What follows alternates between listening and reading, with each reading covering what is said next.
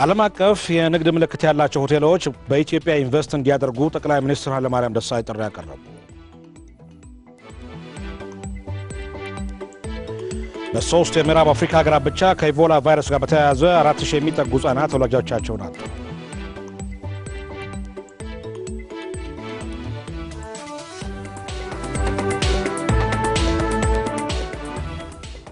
ጤና ይስጥልን።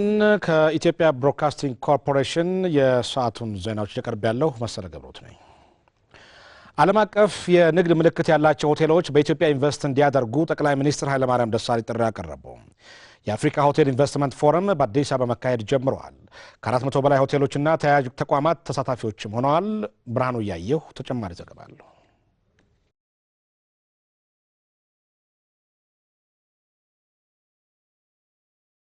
በኢትዮጵያ ለመጀመሪያ ጊዜ የተካሄደውን የአፍሪካ ሆቴል ኢንቨስትመንት ፎረምን የከፈቱት የኢፌዴሪ ጠቅላይ ሚኒስትር ኃይለማርያም ደሳለኝ ከ400 በላይ ተሳታፊዎች በተገኙበት ጉባኤ ላይ እንዳሉት ኢትዮጵያ የቱሪዝምና ሆቴል ዘርፉን ገቢ ለማሳደግ ፈጣን ለውጥ ሊያመጣ የሚችል እቅድ አስቀምጣለች። የሆቴል ቁሶች ከቀረጥ ነጻ እንዲገቡ ከመፍቀድ ጀምሮ አስፈላጊ የሆኑ ድጋፎችን ታደርጋለች ብለዋል። በሀገሪቱ የተቋቋመው ካውንስልም የሀገሪቱን እምቅ ሀብት ለማስተዋወቅ እድል የሚፈጥር ነው ብለዋል። ኢትዮጵያ አንዷ በአፍሪካ ደረጃም ምናልባትም በዓለም ደረጃም ከፍተኛ የቱሪዝም እምቅ ሀብት ያላት ሀገር ናት። ይሄንን እምቅ ሀብት ጥቅም ላይ ለማዋል በቅርቡ የተጀመሩ ስራዎች አሉ። የቱሪዝም ካውንስሉ ትራንስፎርሜሽን ካውንስል ብለን ያቋቋምነው አለ። ቱሪዝሙ ትራንስፎርም ማድረግ አለበት። ፎረሙ በኢትዮጵያ መካሄዱ በሌሎች ሀገራት ተወስነው የቆዩ ባለሀብቶች በኢትዮጵያም ኢንቨስት እንዲያደርጉ የሚያነሳሳ መሆኑን ነው ጠቅላይ ሚኒስትር ኃይለማርያም ደሳለኝ በተለይ ለኢትዮጵያ ብሮድካስቲንግ ኮርፖሬሽን የተናገሩት። በቂና ለደረጃው የሚመጥኑ ሆቴሎችና ሎጆች ያለመኖራቸው ችግር ነው። አሁን የነዚህ የሆቴሎች ኢንቨስትመንት ፎረም በዓለም ላይ ያሉ ብራንዶችን በሙሉ ነው አዲስ አበባ ይዞ የመጣው። ስለዚህ የሁለቱ መኖር ከፍተኛ አስተዋጽኦ ያበረክታል ብዬ አምናለሁ።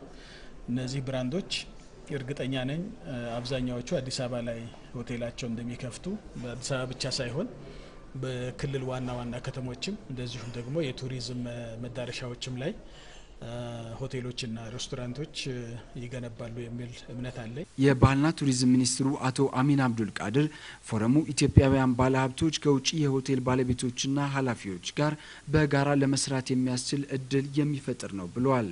African Hotel Investment Forum will provide a platform and opportunity of our esteemed private sector to meet many prominent international hotel brands, investors, management companies and consultants to make a successful hotel investment ventures, and I hope all will find out feasible to consider.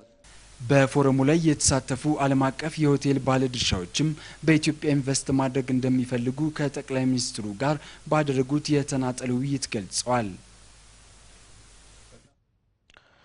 በሆቴል ቱሪዝም ዘርፍ የሚሰማሩ ባለሀብቶች ከጊዜ ወደ ጊዜ ማደግን ተከትሎ በሀገሪቱ የሚካሄድ የኮንፈረንስ ቱሪዝም መጨመሩን የባህልና ቱሪዝም ሚኒስቴር ገለጸ። በአፍሪካ ሆቴል ኢንቨስትመንት ፎረም የተሰማሩ ኢትዮጵያውያን ባለሀብቶች ፎረሙ ዘርፉን ለማሳደግ ጥሩ አጋጣሚ እንደሚፈጥር ተናግረዋል። አየለ ጌታቸው ኢትዮጵያን ባለፈው ዓመት ከ720 ሺህ የሚበልጡ ቱሪስቶች እንደጎበኙት ነው ከባህልና ቱሪዝም ሚኒስቴር የተገኘ መረጃ የሚያመለክተው። በሀገሪቱ የቱሪስት ፍሰት በየዓመቱ በ12 በመቶ ከዘርፉ የሚገኘው ገቢ ደግሞ 25 በመቶ እያደገ ነው። ለዘርፉ እድገት መመዝገብ የተለያዩ ምክንያቶች ቢጠቀሱም በሀገሪቱ እያደገ የመጣው የሆቴል ዘርፍን ተከትሎ እየተጠናከረ ያለው የኮንፈረንስ ቱሪዝም የራሱ ድርሻ እንዳለው ነው የባህልና ቱሪዝም ሚኒስቴር የሚገልጸው። በሚኒስቴር መስሪያ ቤቱ የቱሪዝም ዘርፍ ባለድርሻ አካላት ግንኙነት ዳይሬክተር አቶ ሲሳይ ተክሉ እንደሚሉት የሆቴል ኢንቨስትመንት የኮንፈረንስ ቱሪዝምን በማሳደግ ረገድ ከፍተኛ ሚና እየተጫወተ ነው። ይሄ ጉባኤዎችን የማካሄድ ልምዱ እየዳበረ ነው ያለውና ጉባኤዎቹ ኢንተርናሽናልም ናቸው የሀገር ውስጥም ናቸውና በዚህ ላይ ተሳታፊዎች አዳራሽ ይዘው ስብሰባ ያካሂዳሉ። ለስብሰባው ሲሄዱ ደግሞ ሆቴሎችንና የቱሪስት አገልግሎት ሰጪ ድርጅቶችን ይጠቀማሉ። በሀገሪቱ ቱሪስቶችን ያስተናግዳሉ ተብለው የሚገመቱ የተለያዩ ደረጃዎች ያሏቸው 600 የሚጠጉ ሆቴሎች እንዳሉ ጠቁመው 150 የሚሆኑት ሆቴሎች በአዲስ አበባ ይገኛሉ ብለዋል። ሆቴሎቹን ተጠቅመው የኮንፈረንስ ቱሪዝምን በማንቀሳቀስ ሂደት ውስጥ የተሰማሩ ዜጎች በብዛት ብቻ ሳይሆን በስራ አይነት መስክም እያደገ መምጣቱን ነው አቶ ተክሎ የገለጹት። ኮንፈረንሶቹን ወይም ዝግጅቶችን የሚያስተባብሩ ልዩ ዝግጅት አስተባባሪዎች ይሆናሉ፣ ኢቨንት ኦርጋናይዘርስ። እነዚህ ተሳታፊዎች በጉባኤው ቆይታቸው የሚያስፈልጋቸው ሁኔታዎች የሚያመቻቹ ማለት ነውና ቢዝነሱ ወይም ስራው አሁን በጣም እየተስፋፋ ብዙ ነገሮችን እያካተተ የመጣ ነውና ከዚህ አንጻር ስናየው በኢትዮጵያ ውስጥ እያደገ የመጣ ዘርፍ ነው ማለት እንችላለን። ዳይሬክተሩ አክለውም በአዲስ አበባ እየተካሄደ ያለው የአፍሪካ ሆቴሎች ኢንቨስትመንት ፎረም ዘርፉን ለማሳደግ ጥሩ አጋጣሚ እንደሚፈጥርም አመልክተዋል። በሆቴሎች ኢንቨስትመንት ፎረም ላይ የተካፈሉ ኢትዮጵያውያን ባለሀብቶች እንደሚሉት ፎረሙ በአዲስ አበባ መካሄዱ አንደኛው የመልካም ገጽታ ግንባታ ውጤት መሆኑን የገለጹት ይህንን የአፍሪካን ሆቴል ኢንቨስትመንት ፎረም ለምን እንዴት አዲስ አበባ መጣ? ምንም ጥያቄ የለውም። የደረስንበት የኢኮኖሚ ደረጃ ነው ወደዚህ ነገር ያመጣው። ምክንያቱም በዚህ ላይ የሚሳተፉት የተለያዩ ዓለም አቀፍ ብራንድ ያላቸው የሆቴል ኦፕሬተሮች፣ የሆቴል ባለቤቶች፣ አበዳሪዎች እና ፓርትነሮች ናቸው የመጡት። ስለዚህ ኢትዮጵያ ውስጥ በዚህ የሆቴል ሆስፒታሊቲ ብንሰማራ አዋጪ የሆነ የንግድ ስርዓት አለ ብለው ታመኑ። ኢሜጃችን የሀገሪቷ ኢሜጅ ወዴት እየሄደ እንደሆነ በትክክል የሚያሳዩ አጋጣሚዎች ናቸው።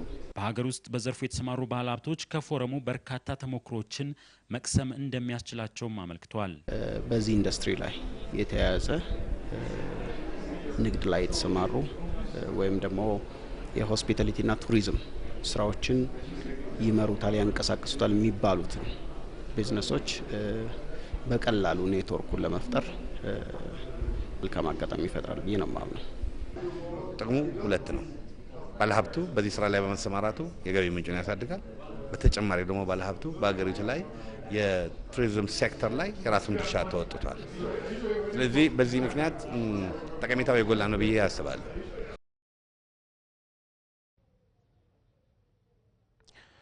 የአሜሪካው ፕሬዝዳንት ባራክ ኦባማ ከጠቅላይ ሚኒስትር ኃይለማርያም ደሳለኝ ጋር ያደረጉት ውይይት የአሜሪካ መንግስት በኢትዮጵያ ልማት ላይ ያለውን አመኔታ ያሳያል ሲሉ በአሜሪካ የኢትዮጵያ ልዩ መልእክተኛና ባለሙሉ ስልጣን አምባሳደር ግርማ ብሩ ተናገሩ። ሁለቱ መሪዎች በምስራቅ አፍሪካ ሰላምና መረጋጋትና በሁለቱ ሀገራት የንግድ ኢንቨስትመንት ልውውጥ ላይ በማተኮር መወያየታቸውንም አምባሳደሩ ተናግረዋል። አባይነህ ጥላው ከ69ኛው የመንግስታቱ ድርጅት ጉባኤ ጎን ለጎን የኢትዮጵያና የአሜሪካ መሪዎች በሁለቱ ሀገራት የትብብር አጀንዳዎች ላይ መክረዋል። በአሜሪካ የኢትዮጵያ ልዩ መልእክተኛና ባለሙሉ ስልጣን አምባሳደር ግርማ ብሩ መሪዎቹ ኢትዮጵያ በምስራቅ አፍሪካ አካባቢ እያደረገችው ስላለው የሰላምና የጸጥታ ስራዎች፣ የሁለቱ ሀገራት የንግድና ኢንቨስትመንት ልውውጥ እንዲሁም በ2007 ሀገራዊ ምርጫ ላይ በትኩረት መወያየታቸውን ሰላም ሬዲዮ ለተባለ መገናኛ ብዙሃን ተናግረዋል። አምባሳደር ግርማ ኢትዮጵያ በሶማሊያና በደቡብ ሱዳን ሰላምና መረጋጋት እየተወጣችው ያለውን ሚና ባራክ ኦባማ ማድነቃቸውንም ነው የተናገሩት። በአካባቢ ሰላም ማረጋጋት ስራ ላይ እና በአካባቢው ሽብርተኝነትን በመዋጋት ተግባር ላይ ኢትዮጵያ ያላት ተሳትፎ በአሜሪካ መንግስት በኩል በአድናቆት እንደሚታይ ነው በፕሬዝዳንት ኦባማ የተገለጸ የነበረው። የኢትዮጵያና አሜሪካ የንግድ ልውውጥና ኢንቨስትመንት እንዲስፋፋ የተጀመሩ ጥረቶችን ማስቀጠል እንደሚያስፈልግም ተስማምተዋል ብለዋል አምባሳደር ግርማ። በንግድና በኢንቨስትመንት አካባቢ ከፍተኛ የሆነ የልማት ስራ መሰራት እንደሚችልና በሁለቱ ትብብርም ልማት የተጀመረውንም የተፋጠነ ኢኮኖሚ እድገት ማስፋት እንደሚቻል በውይይቱ ወቅት ተነስተዋል። በመሪዎቹ ደረጃ የተካሄደው ውይይት የአሜሪካ መንግስት በአመራሩና በአገሪቱ የልማት እንቅስቃሴዎች ያለውን አመኔታ መጨመሩን የሚያሳይ ነው ብለዋል አምባሳደር ግርማ። ይሄ ትርጉሙ በሁለቱም ወገን ያለ የመተማመን ደረጃ እየላቀ መምጣቱን የሚያሳይ ነው። በአሜሪካ በኩል በኢትዮጵያ እድገትና በኢትዮጵያ አቅጣጫ ተስፋ ሰጪነት የመተማመን መንፈስ ነው የሚያሳየው። በኢትዮጵያ ባለ አመራር ላይም በጉዳዮች ላይ ትኩረት ሰጥተው የሚንቀሳቀሱ ለመሆናቸው የአመኔታና የማረጋገጫ ነው። ስለዚህ ትርጉሙ በጣም ከፍተኛ ነው። የኢትዮጵያ ብሔር ብሔረሰቦችና ሕዝቦች ልዩነታቸውን በአንድነት ቃኝተው የሀገራቸውን ህዳሴው ለማድረግ ከሚያደርጉ ጥረት ደቡብ ሱዳናውያን ትምህርት ሊወስዱ እንደሚገባ ተገለጸ። የኢትዮጵያ የሰላም ኮሚቴ የደቡብ ሱዳን ግብረ ኃይልና የስደተኞች ተወካዮች በጋምቤላ ትርኪዲ ካምፕ ተወያይተዋል። ዳንኤል ካሳሁን ዝርዝሩን ያዘጋጅቶታል። ባለፈው ታህሳስ በደቡብ ሱዳን የተከሰተው የፕሬዝዳንት ሳልቫኪርና የቀድሞ ምክትላቸው ሪክ ማቻር ግጭት ሀገሪቱን ለከፋ ቀውስ ዳርጓታል። ለችግሩ መፍትሄ ለማፈላለግ ኢጋድ ግንባር ቀደም ተዋናይ ሆኗል።